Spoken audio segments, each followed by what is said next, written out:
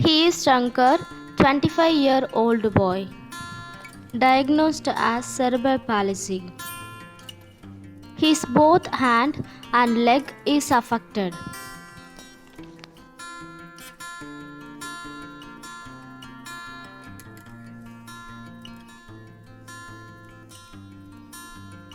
Beyond this disability, he faced a lot of challenges in daily living activities in a category of brushing because of his both hand affected. Did you have any solution for his daily living activities? Yes.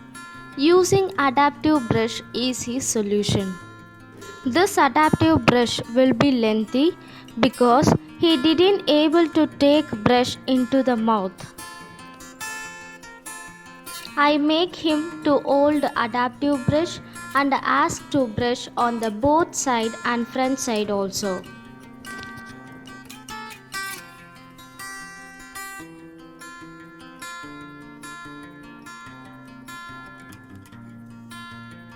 This adaptive brush help him to do his daily living without any challenges. Now he got solution. Break Free Solutions, brought to you by Project Discovery, supported by Enable India and Google.